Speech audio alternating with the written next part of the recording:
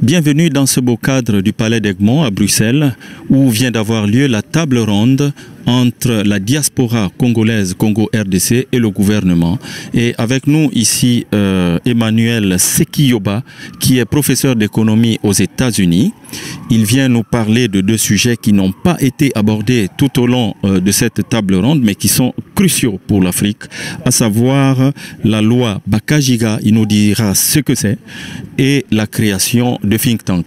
Alors, nous allons commencer par le premier sujet. Quelle est cette loi Bakajiga ?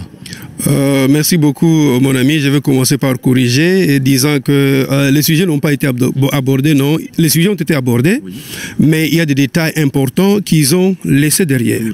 C'est le cas de la loi Bakajiga qui dit que le sol et le sous-sol congolais appartiennent à l'État congolais. Et maintenant, ce que nous avons appris est qu'il y a des situations où les gens ont des titres de propriété qui sont annulés par d'autres titres. Et un titre foncier, comme avoir une terre, peut être annulé par un titre agricole. Donc, tu peux avoir ton terrain, et si on découvre qu'il y a des minéraux en dessous, par exemple, il y a un titre minier qui peut être émis, qui annule ton titre. Et toutes ces situations-là amènent le Congo à avoir des problèmes sérieux dans le cadre des titres fonciers. Alors, nous aurions souhaité, dans le cadre de ces travaux qui viennent de se terminer, qu'un détail bien clair ou une option soit donnée pour que les juristes, moi je ne suis pas juriste, je suis économiste, mais le minimum est là, on le sait, qu'il y ait une révision de cette loi, qui... Mais qu'elle tende vers quelle décision? Qu'elle tende vers la décision de donner aux Congolais qui a un titre foncier de bénéficier totalement, je dis totalement, du sol et de son contenu. Sinon... Oui, sinon ça va créer des problèmes énormes. Si moi je viens d'avoir une terre et que cette terre contient des minéraux dedans et que toi, parce que tu es boss, tu as suffisamment d'argent, tu vas à la cartographie de la ville, on te vend la même possession que moi j'ai, ma possession, mon titre est annulé par le titre que tu as. Et ça crée énormément de problèmes. Nous avons des situations pareilles au Kivu, que je ne veux pas citer ici. Et c'est pourquoi j'insiste que si les juristes congolais, qui sont spécialistes en la matière, peuvent réviser cette loi pour donner la chance au peuple congolais propriétaire de terres de jouir totalement, non pas être des locataires. Donc la situation de cette loi-là nous donne une location. Donc quand tu achètes une terre au Congo, tu n'es pas propriétaire de la terre, tu es propriétaire de cet immeuble que tu mets là-bas. Ta maison, eh bien, c'est tout ce que tu as. L'État peut vendre cette propriété. Demain, on va te dire, sors de cette maison-là parce que je l'ai acheté moi et je vais exploiter les minéraux qui sont dedans.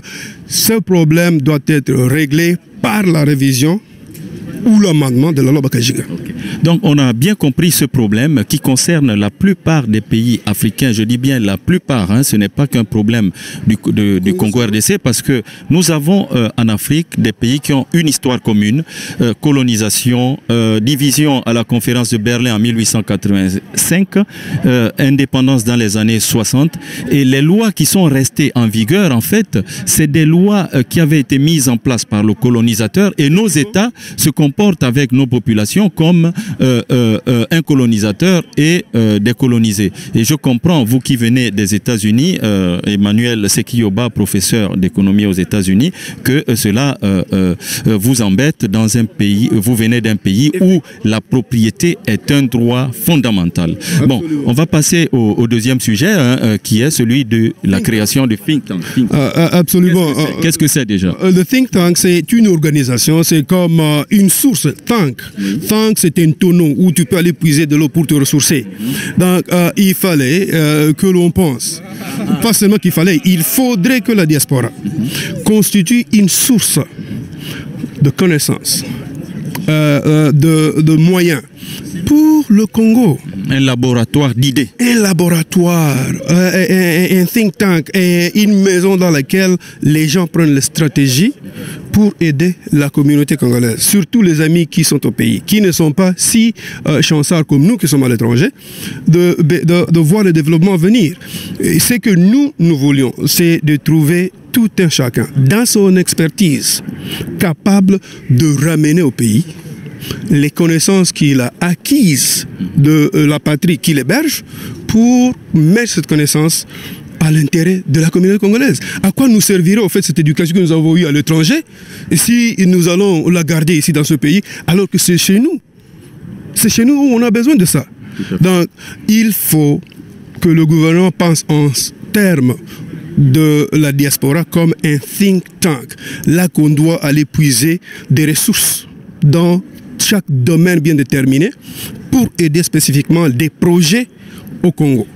On ne peut pas évidemment regrouper toute la diaspora, mais comme aujourd'hui on a discuté un peu de la création d'une database, donc juste une base de données.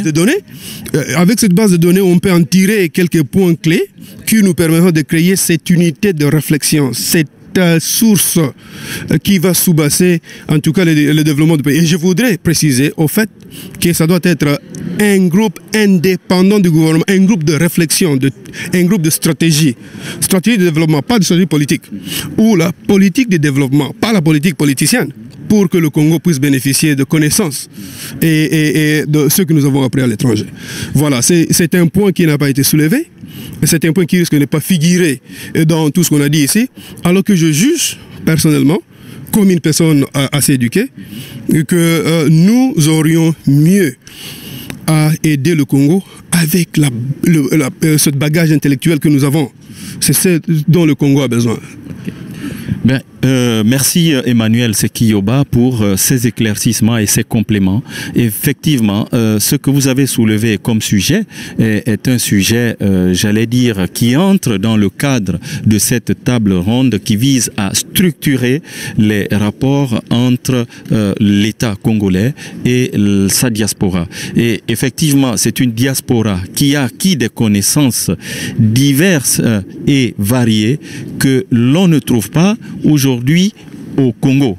Et à travers des laboratoires d'idées, le pays aurait entièrement à gagner. Nous étions au Palais d'Egmont à Bruxelles où nous assistions à la table ronde Diaspora Gouvernement Congo RDC. À très bientôt sur netinfo.tv.